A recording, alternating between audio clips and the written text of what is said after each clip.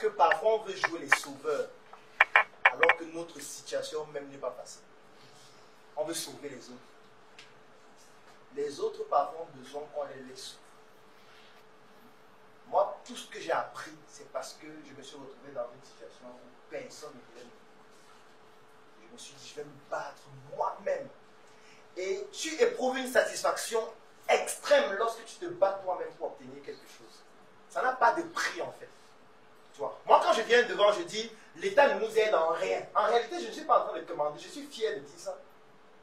Parce que ça montre qu'on s'est battu sans aide, sans subvention, sans rien. Donc je ne dis pas ça parce que je veux que demain on m'appelle pour dire que voilà la subvention de ma chaîne. Non! Moi je me rappelle quand j'étais étudiant en médecine, on était dans une faculté particulière parce qu'elle avait été créée par un Camerounais, ce qui est vraiment quelque chose d'inutile. Le professeur Lazare Capture, qui a créé une faculté de médecine à l'ouest du Cameroun. Ça a été créé par une association qui s'appelle l'AED, l'Association pour l'éducation et le développement. Donc ce sont des élites de l'ouest Cameroun qui ont décidé de créer une association, et cette association-là donc lance des projets comme l'Université des montagnes. Donc moi, quand j'étais en fac de médecine, notre école n'était pas reconnue par l'État. Moi, mon diplôme n'est pas signé par le Cameroun, c'est signé par l'Université de Toulouse. Parce que l'État du Cameroun ne nous reconnaissait pas. Donc quand on était en train de fréquenter, on se disait que quand on va sortir, on va même travailler où? Puisque l'État ne reconnaît pas notre école. Mes aînés, eux, ils partaient soutenir à Kinshasa, qui était l'université qui avait accepté de les parrainer. Moi, l'épreuve que j'ai composée en 6e année vient de Toulouse. Ce sont les enseignants français qui venaient nous suivre en classe. À l'évaluation en 7e année, ce sont les enseignants français qui étaient dans mon jury.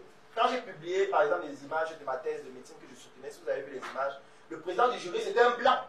C'était un français. Parce que les Camerounais ne reconnaissaient pas notre école. Moi, je me rappelle quand j'ai fait mon stage en 6e année à l'hôpital central de Yaoundé.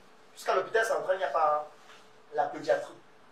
Donc, on faisait quoi à l'hôpital central? J'ai fait la chirurgie à l'hôpital central, c'est là où j'ai connu le docteur Bouélé. J'ai fait la médecine générale, c'est là où j'ai connu le professeur Sopui. J'ai fait comment ça s'appelle, la gynéco-obstétrique. Mais maintenant, pour faire la pédiatrie, ça devait se faire à la Fondation Chantal Biya. Mais à la Fondation Chantal Biya, il y avait un document officiel qui disait que nous, les étudiants de l'UDM, on est interdit du stage là-bas. C'était un document officiel. Puisqu'on ne nous reconnaissait pas. Donc, j'ai dû aller me battre à l'hôpital gynéco, battre dans les cliniques comme ça pour faire du stage. Et cette frustration, chaque fois qu'on était à l'école, on se disait il faut qu'on soit parmi les meilleurs. Parce qu'on ne peut pas être autant marginalisé. Quand tu es à l'école, on fait des stages. Quand on faisait des stages à l'hôpital, parfois on dit ok, après la ronde, parce que le matin les médecins viennent faire la ronde et tout, mais après la ronde, il y a ce qu'on appelle les staffs. Donc les étudiants en médecine sont là avec les résidents, les professeurs en médecine, et puis on présente les cas qu'on a eu pendant la ronde. Parfois on était interdit de ces staffs. Moi je me rappelle, on m'a chassé dans plusieurs staffs à Yaoundé. On est que dans c'est uniquement pour les étudiants du CUS. Toi, va faire accoucher les femmes là-bas. Mais à un moment donné, tu te demandes mais attends, nous on est en train de se former pour soigner les Gabonais. Tu vois? Et du coup, ça te choque au point où quand tu es en salle, tu veux apprendre, tu veux lire même 600 livres.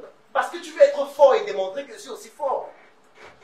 Mais en fait, ça nous a aidé énormément. Parce qu'en fait, ça nous faisait travailler comme des malades. Et c'était bien au final.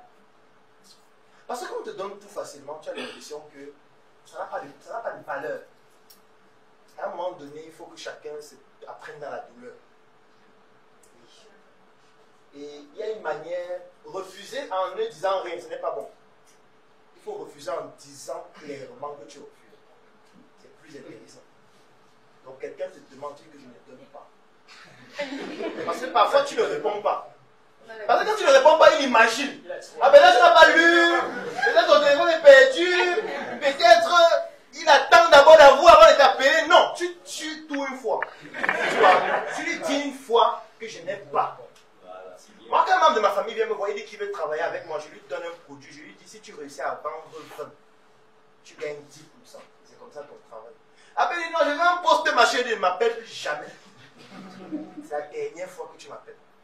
Tu me cries encore pour dire ça, je te bloque directement de ma vie, pas seulement de voiture. Voilà, donc c'est pour dire quoi? C'est pour dire que les gens ne réalisent pas que on savoure réellement ce qu'on a, qu'on se bat durement pour l'obtenir.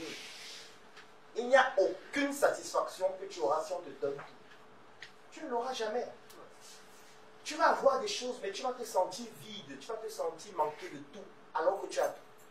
Parce que tout ce que tu as vient du fait que on t'a aidé, on t'a donné, on t'a soutenu. Chaque fois que tu avais une difficulté, tu t'emmenais toujours la main au mains. À un moment donné, il faut que tu te battes toi-même.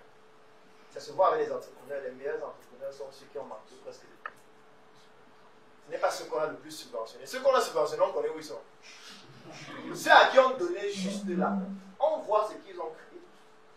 Ceux qui se sont battus d'eux-mêmes, on voit aussi ce qu'ils ont créé. La solidité n'est pas la même. Parce qu'il y a une solidité. En fait, c'est même spirituel, je dirais. C'est même spirituel. Pardon? Oui, si tu te bats dans un champ alors que tu dois être assis dans une salle de classe pour lire beaucoup de livres. Si au lieu d'être à l'école en train de lire, tu es plutôt dans un champ en train de défricher, tu vas te battre au champ, non? Mais tu n'auras pas de résultat parce que ce n'est pas ta place là-bas. Si tu te bats beaucoup dans un endroit qui n'est pas ta place, il n'y aura pas de résultat, c'est normal, même si tu te bats chaque jour. Donc c'est pour ça qu'il faut d'abord trouver sa voie avant de commencer à se battre. Ça ne sert à rien de se battre dans une voie qui n'est pas la tienne. C'est comme si tu es dans une équipe de football et tu es au goal, alors qu'en fait tu dois jouer en attaque. On va tout perdre 15-0, 11-0. On va croire que peut-être on n'est pas joué. Parce que tu ne dois pas être au goal. On va vous inciter. Tu ne dois pas être au goal. Donc oui, effectivement, tu peux te battre, mais dans un endroit qui n'est pas... Ok, autre question? La mission est simple. Voici une arme capable de changer le mindset du continent africain. Détruire l'obésité de l'inconsistance intellectuelle dans laquelle se cache le coffret VIP. Il possède une arme contenant 200 heures de formation et 8 ans d'expérience entrepreneuriale. Recevez le pouvoir de devenir une meilleure version de vous-même. Armez-vous de cette clé pour une réussite entrepreneuriale.